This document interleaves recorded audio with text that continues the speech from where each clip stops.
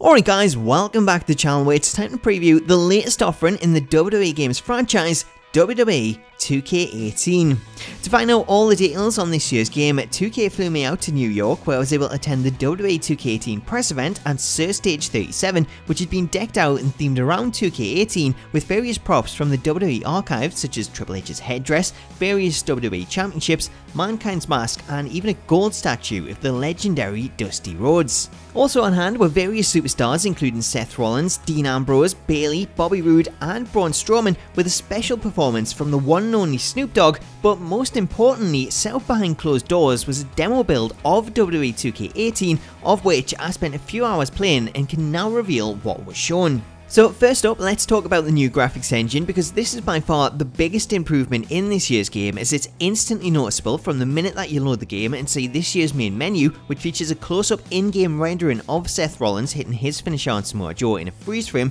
with the image then dynamically changing whenever you select an item from the menu as the camera pans around the arena to another part before then focusing on the Titantron, which loads the selection screen when choosing a match type. So as I say, the new graphics engine is right front and centre from the moment that you load the menus, and it continues to look really impressive when selecting a match and seeing the entrances, just like we've seen in the entrance videos for Sanity and Gallows and Anderson, with that also transitioning the gameplay itself, where it's better shown off using a new closer camera angle to the one seen in 2K17. For me, one of the best examples in regards to the new graphics engine comes in the form of Bobby Roode, who, dare I say, it looks glorious, as not only does Roode have an amazing looking model with one of the best entrances I've ever seen, complete with a spinning podium as he appears and a beam of light shining down upon him, but once you start playing the match you'll notice just how much detail has gone into his model, as his full body is tanned and textured, which looks incredible in the new darker lighting, which kind of gives everything a dark and grungy style reminiscent of SmackDown vs Raw 2007. Now I don't want to go on too much about the graphics, as this is something that you can see for yourself in the gameplay and make up your own opinion,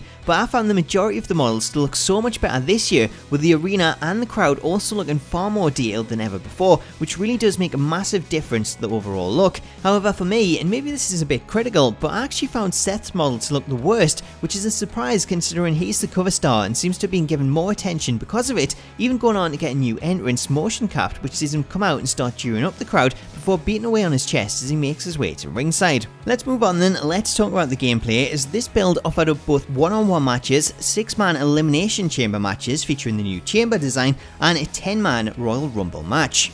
10 superstars available in the build, including AJ Styles, Baron Corbin, Bobby Roode, Eric Young, John Cena, Neville, Randy Orton, Samoa Joe, Seth Rollins and TJ Perkins. Let's talk about the gameplay then, as one of the biggest changes this year comes with the addition of the new carry and drag system, which works by holding R1 and then pressing up, down, left or right on the right analog stick to perform an ultimate control move. By pressing R1 and up on the right stick, then you'll lift your opponent into a powerbomb position, R1 and down places them in a cradle position, R1 and right lifts them onto your shoulders, and R1 and left holds them in a fireman's carry position. From these positions you have a couple of options, as you can press the grapple button to perform a move from that position, the strike button gives you a contextual slam, or by walking over at certain positions you can perform environmental attacks by pressing the strike button, and that sees you throw your opponent into the turnbuckle, perform a buckle bomb, launch them against the ring post, drop them onto the steel steps, or even send them flying face first into the apron or barricade. Additionally, should you lift an opponent and walk over at the corner, then you can move the right analog stick to place your opponent on the top rope,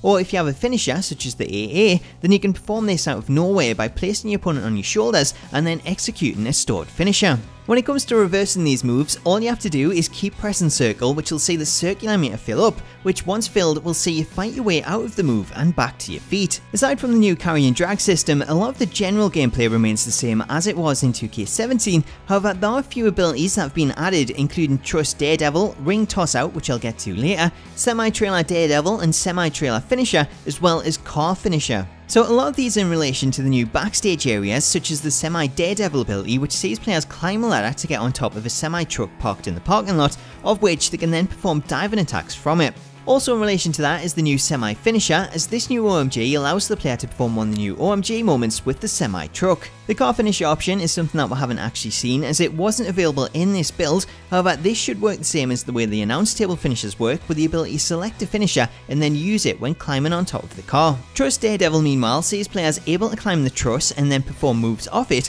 with this potentially replacing Cage Diver, as there was no mention of that in this build, so it seems 2K have opted for a general Truss Diver ability to allow players to jump off various structures rather than restricting it to just the cage. Moving on, let's talk about the new look Elimination Chamber match, as not only has the chamber been updated to feature the new design with the bigger pods and the perspex sides, but this year sees the addition of entrances in the chamber as opposed to previous years where the game would instantly load with everyone in the pods. The way the entrances work is they feature your superstars' standard entrance motion on the stage and the ramp, then when they get to ringside, the motion changes to a custom motion as they enter the chamber, before briefly switching back to their own in-ring motion and a new animation that sees them weigh up their opponents in the pods. Now, this animation won't be the same for every superstar entering, as depending on the order that your superstar enters, the animation does change, so the first entrant will go straight into the pod, the second will look over at the first, and then this will continue until the last two people enter, with their animation taken longer as they begin taunting the other superstars locked inside of the pods. From there, when the match started, unfortunately it suffered badly from lag in this build that seen it pretty much playing in slow motion,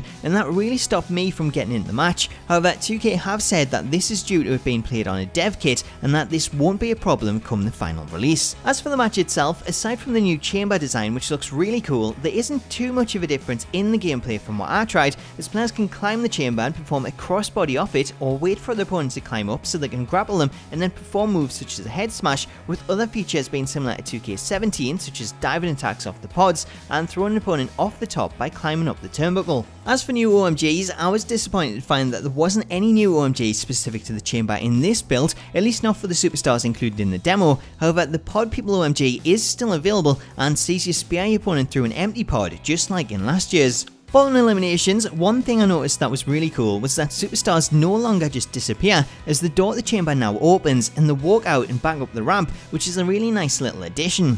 For fans of the old chamber, then you'll also be happy to know that this too is included in the game, as there is an option included in the new match creator that allows players to select which type of chamber they want to use, as there is with a steel cage. Finally, let's talk the Royal Rumble match, as this too has been updated, with this year's Rumble being way harder than anything I've played in the past, which personally I think is a great change, as the Rumble should be a lot harder to play, because for the past few years it's been extremely easy to win and there's no real skill involved. It was just a case of pressing a single button when prompted, which left it feeling really lackluster and a little bit boring. This year, however, it's anything but boring, as not only is there so much going on with the addition of up to 8 people in the ring, but there's now so many different ways to eliminate people at any given moment, such as reversing a run attack near the ropes that can see you instantly dumped to the outside, being striked while skinning the cat to get back in the ring, which no longer waits for the animation to complete and instead knocks you down to ringside, or even being thrown over the top rope by superstars who have the new outside toss ability that sees you drag an opponent towards the ropes and then press and hold R1 and square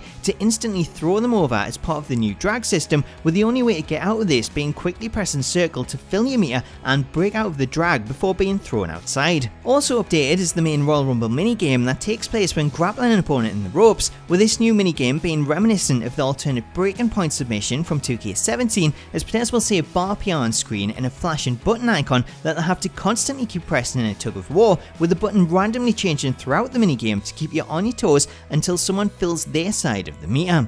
One of the coolest things about this update to the minigame is that it no longer sees the superstars standing against the ropes pushing each other back and forth, but instead it'll see you start out grappling against the ropes, then as the bar moves you'll see your opponent lifted over the top rope where they'll try to cling on the ropes and end up laying on the apron as you continue to try and eliminate them in a really fluid looking animation that mixes the downed apron and rope grapple animations from past years into one dynamic move. As for the intro to the Rumble, this pretty much remains the same. However, this year Lillian Garcia has been replaced by JoJo, who can be seen wearing a scarlet dress as she delivers the match rules and then introduces the first entrance. Other changes to the Royal Rumble match see elements of last year's multi-man match updates, as this year players will roll under the bottom rope and stay on the apron to recover or pull themselves into the corner, with the same recovery HUD appearing during these animations and players having the option to either wait until they fully recover or press X to get back into the action. Additionally, Royal Rumble finishers are also back and can be used like they were in past years, giving you the option to eliminate your opponent in style with the likes of the attitude adjustment. Finally, when it comes to the Royal Rumble win animations, the one I seen was the heel animation from last year, therefore it looks as though the Rumble winning motions will remain the same with the same ones from last year, at least for heels. Lastly, let's briefly talk about the commentary, as this wasn't something I could test, and I'm sure you'll be able to hear for yourself in the other gameplay videos which I'll link to in the video description. As being at the event, the music was so loud that it made it hard to hear whilst playing and talking. However, for the few bits that I did hear, I was quite impressed with Corey and Saxton, especially given that this is their first time doing voiceovers. However, I felt Michael Cole's commentary once again lacked the same enthusiasm. As for how they work around the three-man team, this year during entrances, rather than have one comment after the introduction, Cole will make a comment with Corey then replying, and then he'll go on to say something else to get Byron's perspective, so it does work quite well, but I think commentary is something that you can only really judge when you've played more of the game, and then you begin to see if certain things keep being said, or if there's enough variety at the lines, but overall I would say it's definitely an improvement over JBL last year. In a side note on the commentary team, the Raw announce table is now placed at the side of the stage and features a new animation when setting up for announce table finishers, which sees your superstar climb up onto the table and then rip off the branding before kicking the monitors off the table.